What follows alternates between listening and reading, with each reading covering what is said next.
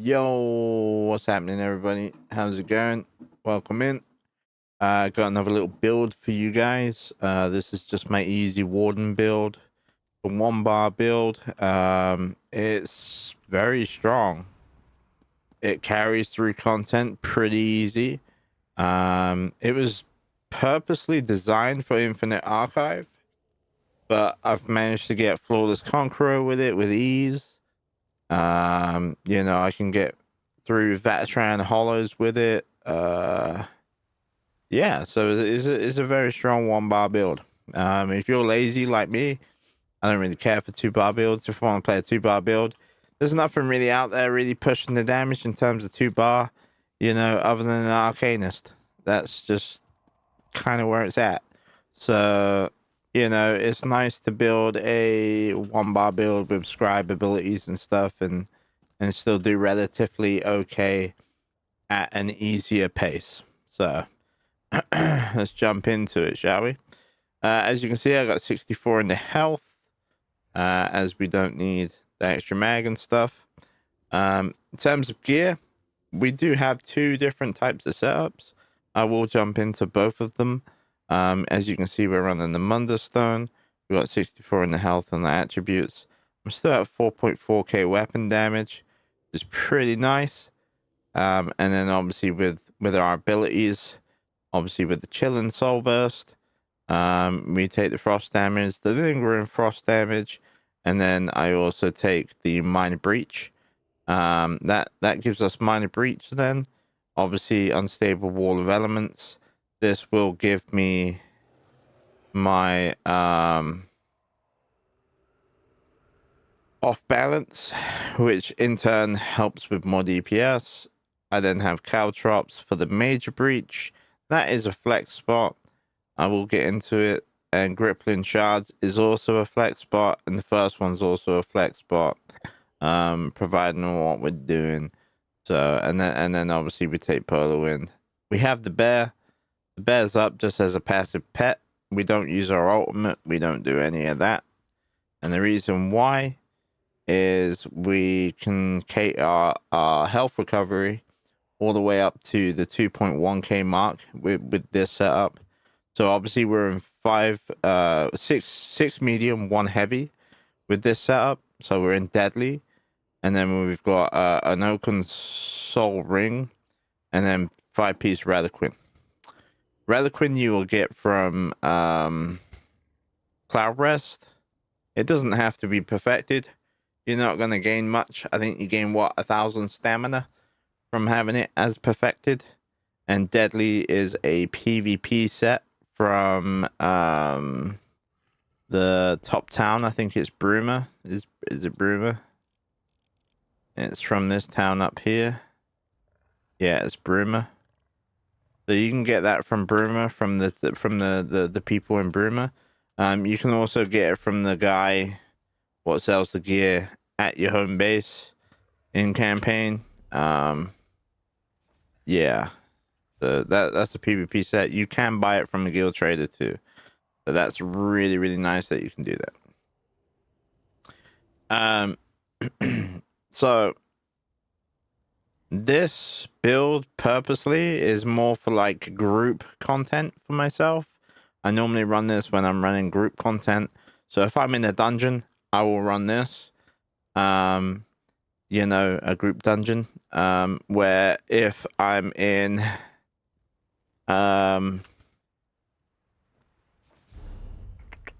Infinite Archive, this will change, and then we will hit up this set instead. So as you can see, we've gained 400 health recovery, but we've lost 200 damage plus whatever the ready ticks occur up to. We've got more base stat damage now because we're in Order's Wrath, and we're in 6 heavy, 1 medium. This build is phenomenal. Let me see if my food is still on. Okay, food is still on. So as you can see, we're at 37.8k health. You need more health. you can try and find food what will give you more health. I think Orizaga's bear haunch will be a little bit better. I just run Jules and Misrule. But yeah, 37.8k health. Very, very strong. That also being said, let's hop into the flex spots. So with the flex spots, well, before I get to flex spots, let me do this. If I say I'm in the archive, I would say when you reach round 4, swap one thing. So as soon as you get to the 4th round of that, so it's like 4 rounds, you get like what, 5 stages, boss fight, 1 round done. You know what I mean? So when you're on that fourth iteration of Thoa, I would say drop the lightning staff for the ice staff. Okay. So as we swap that out, problem is now is this is causing minor breach. Okay, because it's frost staff. So now we don't really need this because this is minor breach too. So we can get rid of that. Okay. And then when you get to that point, I would say put fetcher flies in place, maybe. Or you could put impulse. Impulse would be good too. Because it's more damage. I would say do that actually.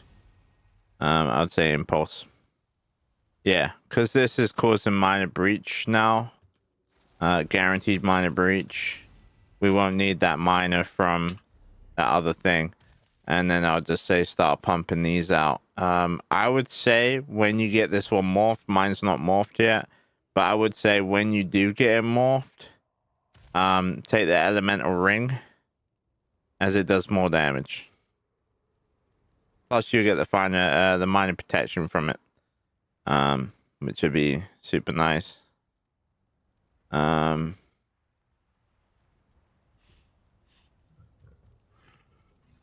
Yeah, that's what I would do.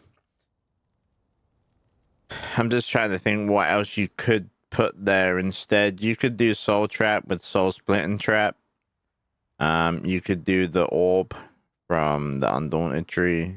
That one would be pretty good too. Obviously the other morph, the mystic orb, as it does damage rather than heal. But yeah, when you get to that point, I would say you're gonna have to switch up a little bit because you want that shield what consistently procs off of this. You know, you're gonna want that survivability. I mean, look at my heavy attacks. I mean, they're doing 30k.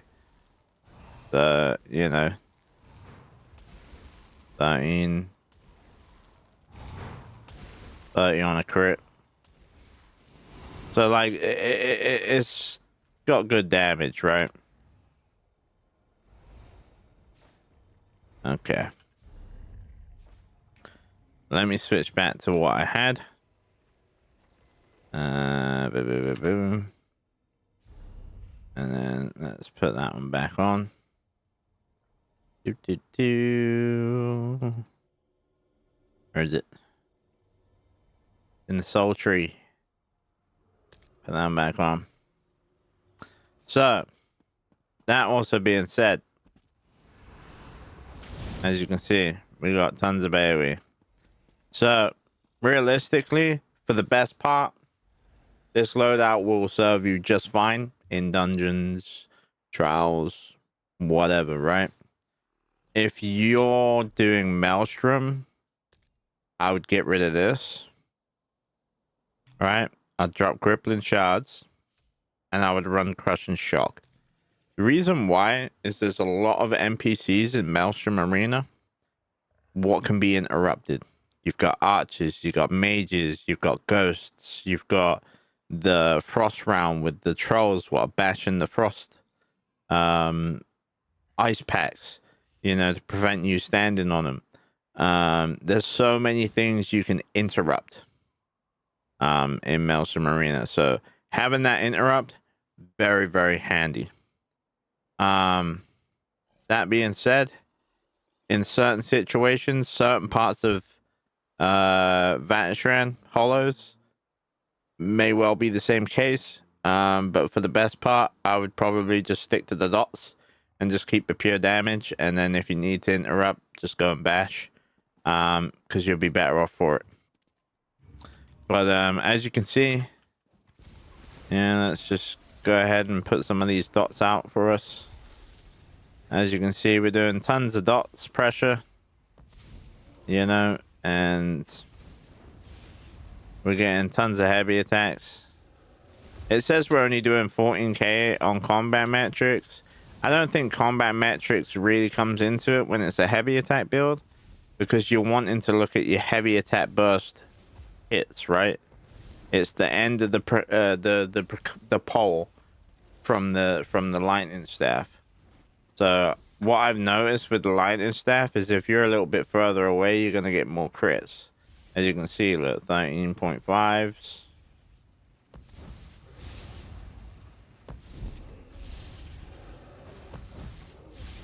As I can say, this build is specifically for IA, really. Like this one here, this Order's Wrath one is for IA. If I'm running other content, I will probably cold-heartedly take the Radaquin setup.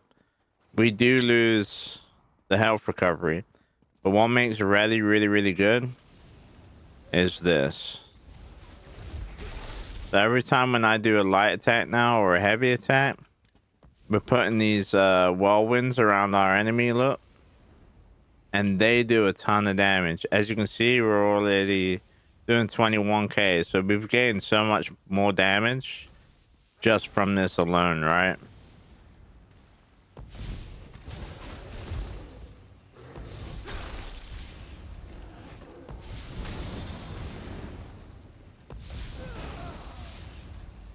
It's a very easy build. It does good damage, minus whatever combat thing wants to say. But like I say, I've been enjoying it, and I've not really had too much of an issue running it. I've got through most of the content that I've wanted to run with it, so hey, it's just something there just to play around and have fun with. This guy is my crafter, so the only other build what I have with this guy is my warden healer, which is obviously Bogdan, 1-piece Spolder, 5-piece Roaring Opportunist, 5-piece Jovold with a Master Restoration Staff. So, like, that's the only other class that I was doing with him, and it was just really annoying. But as you can see, look, stage 4 IA, I do swap it out for the Ice Staff. I'm actually probably going to get rid of this Chill and Burst, and I'm probably going to try and find something else to put in place. You probably could put Ultfid, Chilling Contingency there instead, you know, at stage 4. It wouldn't be a bad option. You know.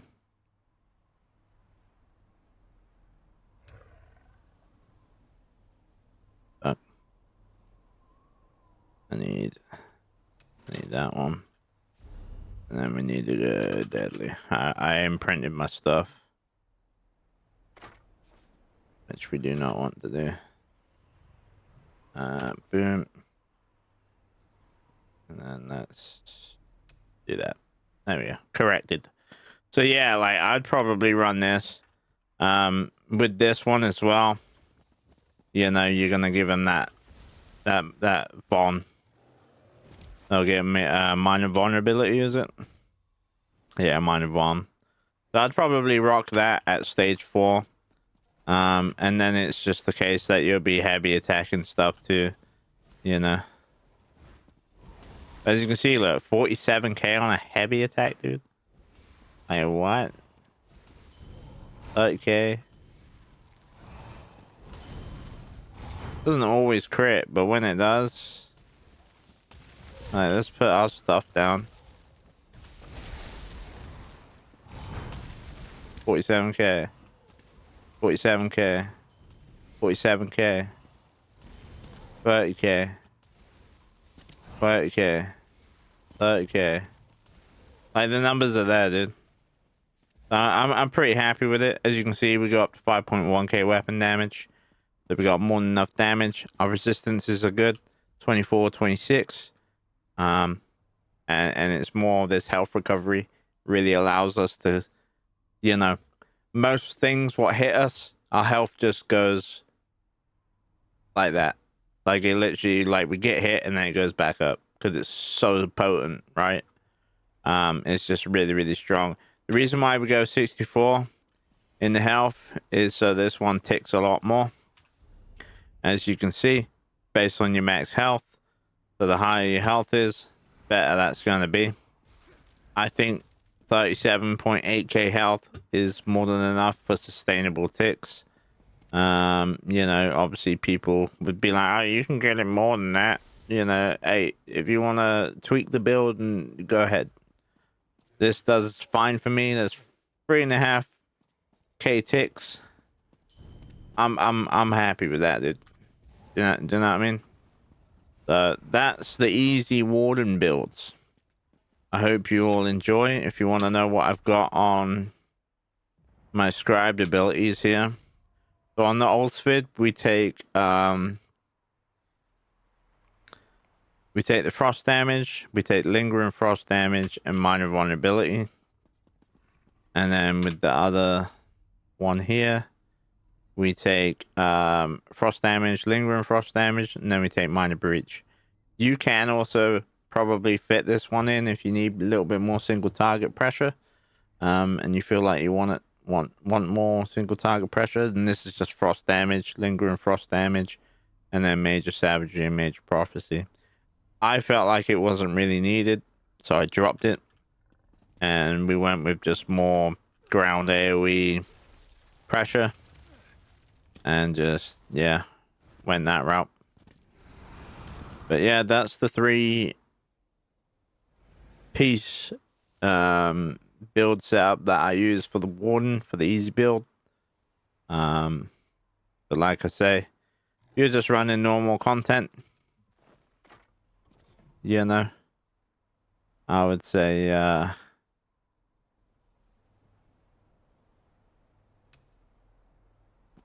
I was trying it out like this. So this was the minor breach. But then I thought, hold on a minute, because I can get more AoE. So I can do that. So realistically, if you want more AoE, I would say rock this. If you want a little bit more single target and you want to keep that major breach, you can either do Deep Fissure, because this will apply minor and major. Or you can hit with the vulnerability. I would say do that if you're on your ice staff. If you're on your lightning, by all means, I would say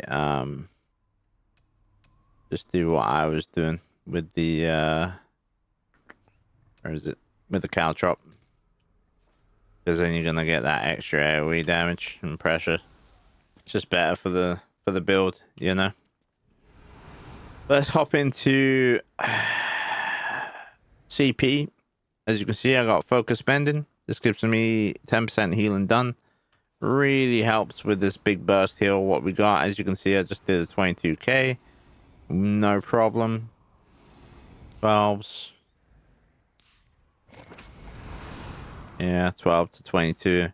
So it obviously, if I'm lower health, the heal will be a little bit more potent. This does scale off on my max health stat as well. Hence why we go 64 into health. Obviously we got Master in Arms. This is just for a 6% base flat standard damage towards direct damage. Obviously our heavy attacks class is direct damage, so that just helps with that. Fighting finesse, I take the 8% critical damage and critical healing. This helps me in both ways then, because it then provides that extra critical damage output for my DPS, but then I'm also getting that extra 8% critical healing for myself if I need to heal myself, right? So that works both ways. So I figured, yeah, sod it, I'll run that. And then we take Deadly Aim. The reason why we take Deadly Aim is because we're just mainly basically heavy attacking, which is a single target damage. Therefore, we're going to get the most out of that. Red Tree, Celerity, 10% movement. Why not? It'd be silly not to have it. Strategic Reserve. This is our bread and butter. So it says gain health recovery by 30 every 10 ultimate you have, right? So we're always set at 500k ult. So we're always at 500 ult. So we're always full on our ultimate, right? And that allows me to get all this recovery. Okay. Obviously, in the medium setup with the Reliquin, we do lose 400 recovery. But then we gain we gain base damage by 200. But in theory, we probably gain damage by a good maybe 300 to 400 by the time you add the Reliquin stacks into consideration. Because you can stack up to 10 times, and it will scale off of my weapon and spell damage. Obviously, being at 4400 still, very strong, allows you to get the most out of it, I feel. So that's really nice. Survival Instincts, 25% reduced cost. Just nice to have. And Sustained by Suffering. You can swap this out for Rejuvenate if you feel like Rejuvenate is probably a little bit better. I feel like this is just probably a bit better for the situation what I'm always in when I'm doing like IA and stuff like that, because you're always being pressured and you're always being attacked. So therefore, I feel like having this and getting all them negative effects on us is better than just doing it the other way with Rejuvenate. But that being said, realistically, our recovery is what? 13, 21, 13, right? So if I have a look here, we swap out that for Rejuvenation. And then we look at our recoveries again. I would say actually Rejuvenation is nice, but this is a bog standard base stat, right? I think the problem is what we're seeing right here. We are getting more from this, but I think in the retrospect, when this one kicks in, we get more from that, right? Because it says 90 health, magic, and stamina recovery. Okay. Grants 1 point health, mag, and stamina recovery per stage. And then this one says increasing recovery by 30. So I don't know. I don't know what one's going to be better, but you can play around. I kind of use this one if I'm in IA. I'll probably use this one if I'm just out and about doing my own thing.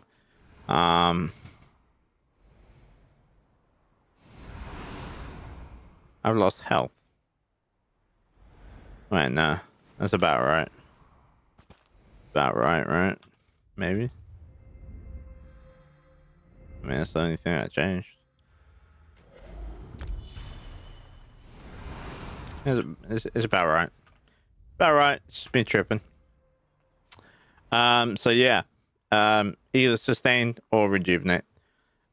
Green Tree doesn't really matter, but I will cover it. Obviously, I take Plentiful Harvest. This just allows me to yield stuff if I'm picking it up, if I'm out and about. Metaclist Dissembled just allows me to decon. This is my main crafter, so I keep it as a crafter. Master Gatherer, obviously. And then Treasure Hunter. If I was running content, I may switch this one up just a little bit. Homemaker is really, really good if you're running trials and stuff and you're looting a load of cupboards or chest of drawers. This will allow you to maybe get a second furnishing plan if it's brand new content and it's brand new content, first out, and it's fresh, you could make a lot of money by doing that. So that's a nice one to have. Obviously, treasure hunt is good to have. Liquid efficiency is always nice. Steve's blessing is another great option. And rationer. So like realistically, if I was just running normal, obviously I wouldn't have these three. I'd keep that. You know, I'd probably put rationer here, treasure hunter. I'd probably go with this and then this, right? So you would have rationer, treasure hunter, homemaker, Steve's blessing. That would be my go-to. But because he's my crafter, you know, I'm just making sure that he's got his crafting stuff in place. You know, and we're going from there. So, yeah. Like I say, green tree doesn't typically come into it. It's not too much of a problem. It's not too much of a big deal, whether if you have your green tree or done or not. But yeah, that's pretty much the easy warden. Hope you all enjoy it. Go and try it out for yourself. Let me know down in the comments below. I do stream on Twitch a few days a week. I don't have a schedule, but you'll know when I'm live if you follow my social media. Maybe join my Discord. Just pop by in the stream. I can get you in Discord and stuff. It's not a problem. Yeah. Have fun. Take care. All the best. See you next time.